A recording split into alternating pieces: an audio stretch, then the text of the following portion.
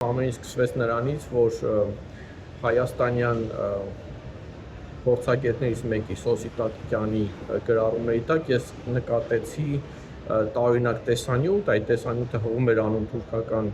լրատվամիջոցի հրապարակման եւ հետո փորձելով քանդել գծիկը։ Սա պատմություն է այն մասին, թե ինչպես ռուսական կեղծ լուրեր ստեղծող խմբավորման հորինած լուրը հրապարակվում է նախ թուրքական դեղին մամուլում, այնտեղից հասնում Բաքու, ապա մեկ օր անց տարածվում հայկական մեդիադաշտում։ Թուրքական քարոզչա մեքենան ռուսական մեխանիզմներով ու գործիքակազմով Հայաստանի դեմ նորից գործի է դրել Storm 1516 ռուսական ապատեղեկատվություն ստեղծող ու տարածող խմբավորումը։ Storm 1516 արշավը գոյություն ունի արդեն երկար ժամանակ, ես տեսել եմ իրենց գործողությունները տարբեր առիթներով, հատկապես Ուկրաինայի դեմ ինչ-որ գործողություններով։ Այս խմբի մասին նաև ֆրանսիացիներն են գրել եւ հասկանալի է, որ խումբը հայտնի է, այսինքն աչքի ենք նրանով, որ հաճախ գործողությունները սկսվում են Twitter-յան արշավներով, այսինքն X սոցիալական ցանցում տարբեր անանուն ինչ-որ առումով խմբեր սկսում են տեղեկատվություն տարածել բավական կոորդինացված ձևով եւ հետո այդ տեղեկատվությունը սկսում է ավելի տարածվել արդեն լեգիտիմ օգտատերերի կողմից։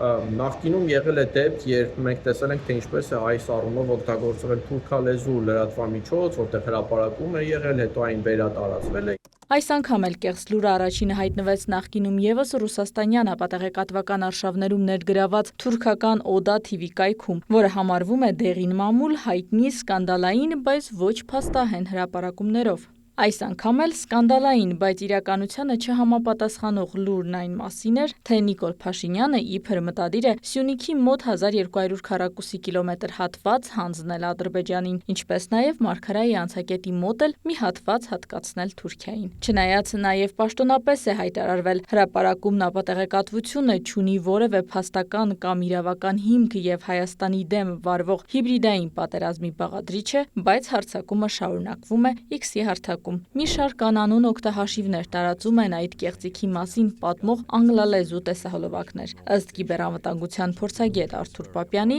սա ևս Storm 1516-ի մարտավարությունն է։ Հայտնաբերեցին մոտ 30 X օգտահաշիվներ,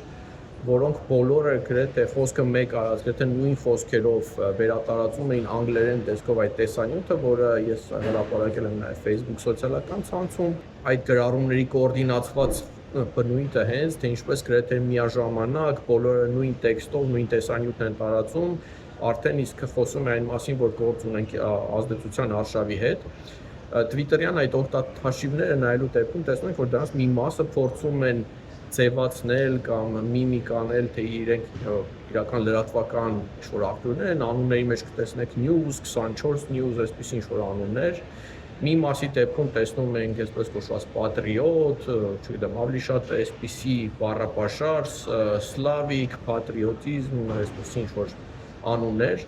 եւ ինչ-որ դեպքերում երևում են նրանց անուններից Ռուսաստանի դրոշներ, մի քանի դեպքում ամերիկյան դրոշներ, մի դեպքում իսկ Ռումինիայի դրոշ տեսանք, իսկ հայտնի է, որ այս խումբը նաեւ վերջերս ակտիվ է եղել Ռումինիայի ընտրությունների կոնտեքստում։ Հայաստանի դեմ ուղված այս արշավը բացահայտել է 2023 թվականից ռուսաստանյան ապատեղեկատվական արշավներով զբաղվող Gnida Project հետազոտական նախաձեռնությունը։ Առհասարակ ռուսական խմբավորումը օգտագործում է տարբեր տեխնոլոգիաներ, ներառյալ արհեստական բանականությամբ ստեղծված տեսանյութեր, վարձու դերասաններ, որպես հայտարարողներ կամ փորձագետներ։ Խմբավորումը նաև ստեղծում է կեղծ լրատվական կայքեր, որոնք նմանակում են հեղինակավոր լրատվամիջոցների ձևաչափը։ Կոնկրետ այս կեղծիքի դեպքում Բաքվի քարոզչական ռեսուրս Հակինազն էր այն արտատպել, հղում անելով ոչ թե սկզբնաղբյուրին, այլ թուրքական մեկ այլ իսլամիստական հայացքներ քարոզող ռեսուրսի, որն էլ իր հերթին լուրը հայտնվելուց մեկ օր անց, հոկտեմբերի 15-ին արտատպել էր հենց Oda TV-ից։ Հայաստանյան մեդիատիրույթում այն ևս հայտնվել էր հոկտեմբերի 15-ին, տարածվել նաև հաջորդ օրերին, ոչ միայն առանձին օգտատերերի, այլև որոշ ԶԼՄ-ների միջոցով։ Այդ հորինված լուրի մասին վերլուծություններ ու հնարավոր թեզեր էին առաջ քաշել։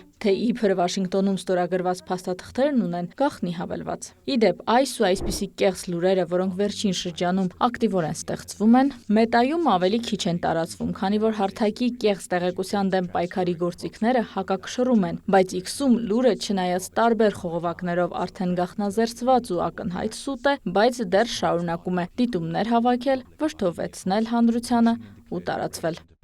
Իրինա Մկրտչյան, լուրեր։